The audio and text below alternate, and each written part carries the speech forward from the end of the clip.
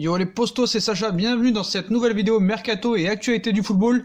Et on commence avec la presse catalane qui essaye toujours des stratégies pour faire venir Neymar au FC Barcelone. Et aujourd'hui, le Barça pourrait utiliser une vieille stratégie pour Neymar. Donc c'est plus la presse catalane qui fait des stratégies plutôt que le Barça. Un an après, le FC Barcelone compterait revenir à la charge pour rapatrier Neymar et pourrait utiliser une stratégie déjà mise en place l'été dernier. Quelques mois après la fin du feuilleton Neymar, l'avenir du Brésilien semble de nouveau relancé. En effet, selon les informations de Sport, le numéro 10 du PSG sera la priorité du FC Barcelone l'été prochain. Toutefois, les finances catalanes ne permettront probablement pas au club de débourser 200 millions d'euros estimés du coût de son transfert.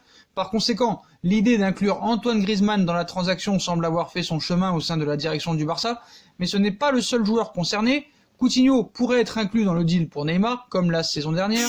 En effet, selon les informations de Sport, le FC Barcelone compterait également utiliser Philippe Coutinho dans la balance. Le Brésilien devrait revenir au Barça l'été prochain, le Bayern de Munich n'étant pas chaud pour lever l'option d'achat fixée à 120 millions d'euros, et les Catalans ne comptent plus sur lui. De son côté, Leonardo apprécierait toujours le profil de son compatriote. Ce n'est d'ailleurs pas la première fois qu'une telle transaction est évoquée, puisque l'été dernier, au début du feuilleton Neymar, Philippe Coutinho était même pressenti et présenté comme étant la clé de ce dossier pour débloquer le retour de son compatriote au Barça. Finalement, l'ancien numéro 10 de Liverpool avait été prêté au Bayern de Munich, mais le club blaugrana n'a pas perdu espoir de s'en servir comme monnaie d'échange pour Neymar. En tout cas, c'est ce que veut imaginer Sport. D'ailleurs, Sport va encore plus loin en affichant que Bartomeu afficherait une ambition très colossale pour Neymar. Donc, alors que Neymar serait le grand objectif en attaque du FC Barcelone en vue de l'été prochain, Maria Bartomeu, qui serait à l'origine du retour à la charge des Catalans, l'été prochain, il y aura un nouveau feuilleton Neymar, c'est sûr, qui va s'ouvrir. Et en effet, Sport révélait récemment que le FC Barcelone faisait à nouveau du Brésilien sa grande priorité en vue de l'été prochain. Bien désireux de relancer le Barça qui traverse une période délicate, surtout en attaque, Bartomeu serait à l'origine de ce retour à la charge. C'est complètement faux. Son plan serait d'offrir à Lionel Messi un joueur capable de l'épauler sur le front de l'attaque. Il faut dire que le président du Barça a une idée derrière la tête, mais ce n'est pas Neymar. Voilà. Sport nous font croire que c'est Neymar, mais ce n'est pas ça. Voilà. Et cette fois, c'est Marca, journal pro-madrilène, qui est en train de nous dire que Bartomeu rêve de reformer la MSN. Voilà, en effet, selon les informations de Marca, Josep Maria Bartomeu est le dirigeant du Barça plus motivé par le retour de Neymar. Il faut dire que le retour du Brésilien serait vu comme une thérapie par le président catalan. Le numéro 10 du PSG pourrait ainsi être le joueur qui réconcilie tout le monde à Barcelone alors que le club est frappé par une crise institutionnelle et une perte d'identité sportive. Reformer la MSN remplirait de joie les fans du Barça et permettrait au staff technique de s'appuyer sur un trio offensif très fort qui a déjà fait ses preuves. Neymar pourrait donc être la solution au mot catalan, mais cela ne permettrait également à Josep Maria Bartomeu de regagner du crédit aux yeux des supporters alors que son mandat approche de sa fin.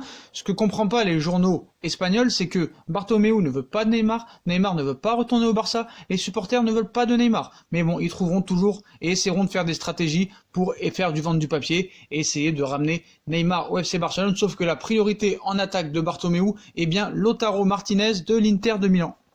D'ailleurs, Neymar n'est pas au top physiquement et au niveau du jeu en ce moment, et Daniel Riolo a alerté Messi, Neymar a disparu. On ne comprend pas pourquoi Messi veut absolument Neymar, parce que c'est vraiment Messi qui veut Neymar et pas le FC Barcelone.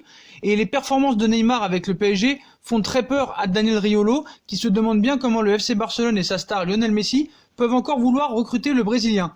Surprotégé par le Paris Saint-Germain avant le match face au Borussia Dortmund, Neymar était apparu totalement hors de forme face aux Allemands. Désireux d'enchaîner les matchs, le Brésilien n'avait ensuite pas pu le faire en raison de son carton rouge récolté contre les Girondins de Bordeaux. Au final, pour sa reprise face à l'Olympique Lyonnais, le numéro 10 du Paris Saint-Germain a alerté le bon et a alterné le bon et le moins bon, avec notamment une frayeur sur sa cheville, quelques accélérations foudroyantes, mais aussi un manque de vivacité encore évident, suffisant pour alerter Daniel Riolo, pour qui ce que produit le Brésilien est totalement insuffisant par rapport aux attentes. Le polémiste de RMC y va même très fort pour décrire la forme actuelle de l'ancien prodige de Santos. Daniel Riolo cite « Messi, il faut qu'il voit jouer Neymar en ce moment. Je suis le seul à le voir. Prenez des photos avant-après, même son visage, ses 2-3 gestes pendant le match. C'est suffisant ça ?» Il est venu pour faire 4 gris-gris et un centre. Au minimum, il qualifie le PSG contre Dortmund. Et là, on dira que c'est normal. Il n'a pas de rythme. On le voit sur son visage. Même la couleur de sa peau a changé. Il n'a plus le même teint. Il est bouffi, a-t-il lâché. Il n'a fait que 2 matchs pleins depuis fin janvier. Ce n'est pas normal, sachant tout ce qu'il a raté cette saison. Son été, on parle du joueur censé être le plus important du club.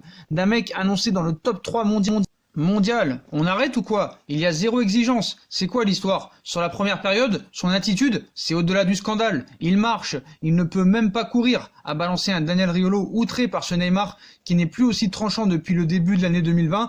Et vous le savez, moi aussi, je suis totalement d'accord avec lui pour une fois que Neymar n'est pas au top, qu'il a pris du poids, qu'il est en surpoids, qu'il est bouffi, qu'il est en manque de rythme et que niveau hygiène de vie, c'est 0. Voilà, pas besoin de Daniel Riolo, mais voilà. On sait que voilà, des fois son avis est pertinent et là il l'est. Et c'est vrai que Neymar, par rapport aux attentes, il est très loin de la forme actuelle quand il est arrivé en 2017 et au FC Barcelone, ça c'est sûr et certain.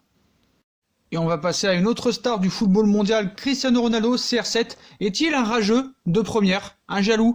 La preuve peut-être, pour ceux qui estiment que Cristiano Ronaldo s'est assagi avec l'âge et a moins la rage contre ceux qui le critiquent ou le dénigrent, cette réaction du Portugais prouve le contraire. Site de référence pour les statistiques et les évaluations des joueurs sur le marché des transferts, Transfermarkt a récemment publié un classement des joueurs du championnat italien à la plus forte valeur marchande.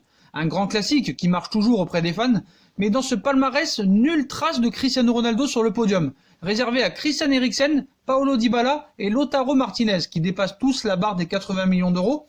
Il faut ensuite descendre encore un peu plus pour voir Cristiano Ronaldo avec 77 millions d'euros en compagnie de joueurs comme Romelu Lukaku ou Sergej Milinkovic-Savic, un prix bien évidemment plus en rapport avec l'âge et le contrat courte durée du quintuple Ballon d'Or qu'avec son niveau de jeu actuel. Il n'empêche, le résultat final n'a pas fait plaisir à Cristiano Ronaldo qui a bloqué Transfermarkt de l'ensemble de ses plateformes. C'est ce qu'a annoncé le site spécialisé en expliquant pourquoi il n'avait pas associé le nom de Cristiano Ronaldo à ses publications suivantes. Transfermarkt cite: nous ne pouvons mettre le tag Cristiano Ronaldo, car il nous a bloqué après avoir vu sa valeur sur le marché.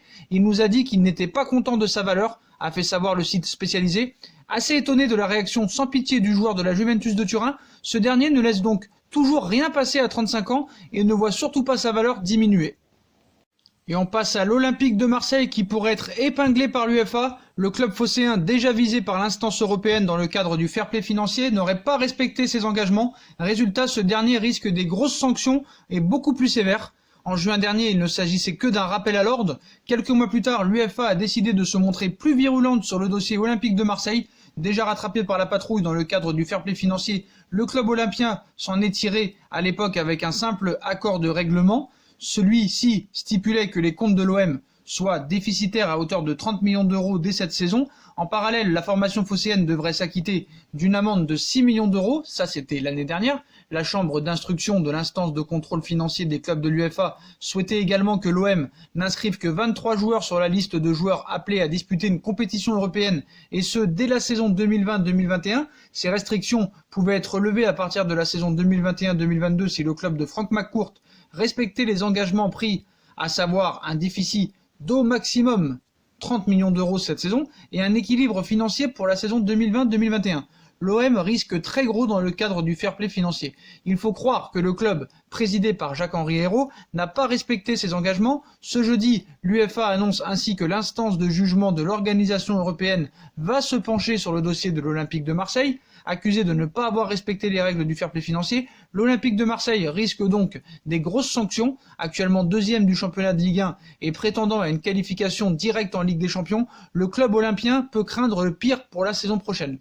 L'enquêteur principal de l'instance de contrôle financier des clubs ICFC, après avoir consulté les autres membres de la chambre d'instruction indépendante de l'ICFC, a décidé de référer les cas des 2 clubs subventionnés à la chambre de jugement de l'ICFC. L'Olympique de Marseille, actuellement soumis au régime d'un accord de règlement, n'a pas respecté les conditions qui étaient fixées pour la saison 2019-2020.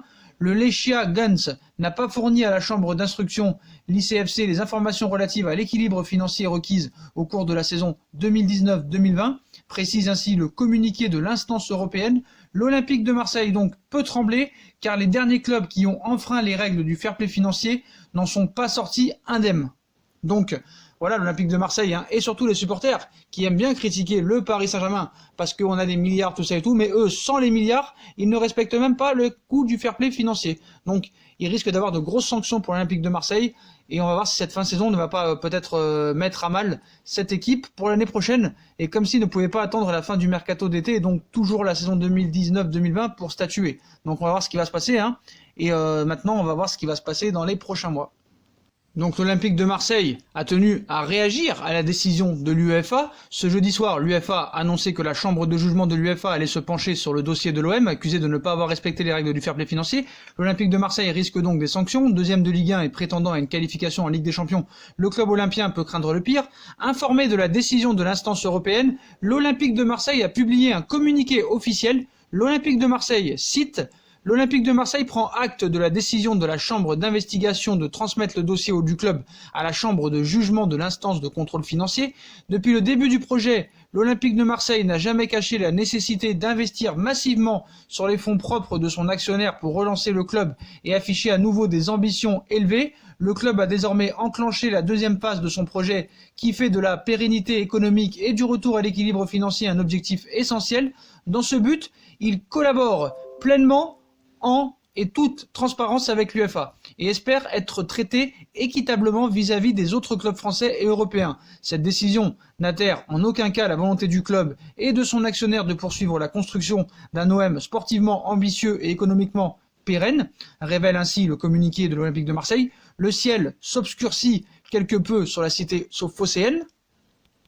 Et ce que l'Olympique de Marseille n'a pas compris, c'est que un président ou un propriétaire ou actionnaire d'un club de foot n'a pas le droit de dépenser ses fonds propres, c'est-à-dire son argent personnel. C'est ce qui a été reproché aussi au Paris Saint-Germain il y a quelques années. Il faut trouver des partenariats et on n'a pas le droit de dépasser les 60 millions de pertes. Donc voilà, apparemment les dettes sont pas dans le fair play financier, mais on n'a pas le droit d'utiliser les fonds propres. Pour moi, c'est une stupidité sans nom, mais ce sont les règles du fair play financier, et on sait que les règles du fair play financier ont été créées pour que les nouveaux riches ne soient pas favorisés, et surtout pour protéger les grands clubs comme le Barça, le Real Madrid et le Bayern de Munich. Donc voilà, donc un actionnaire n'a pas le droit, ou un propriétaire n'a pas le droit de dépenser son argent propre. Pourquoi? Allez savoir. En tout cas, je vous ai donné ma définition. En tout cas, l'Olympique de Marseille va arriver à peut-être des sanctions et peut-être privé de Ligue des Champions pour la saison prochaine. Voilà les postos, voilà pour toutes les infos mercato et actualités du football. Dites-moi en commentaire ce que vous en pensez, puis comme d'habitude, on bombarde la barre de like, on commente, on partage, on s'abonne, on active la petite cloche pour les notifications et recevoir les vidéos. On nous rejoint sur nos différents réseaux sociaux qui seront en bas en description, Instagram, Facebook, Snapchat, Twitter, ainsi que sur Utip si vous voulez aider à faire évoluer la chaîne en regardant les pubs gratuitement ou en faisant un petit don. Voilà les postos, je vous souhaite à tous une très bonne vidéo et à très vite pour une nouvelle vidéo les postos. Tchuss.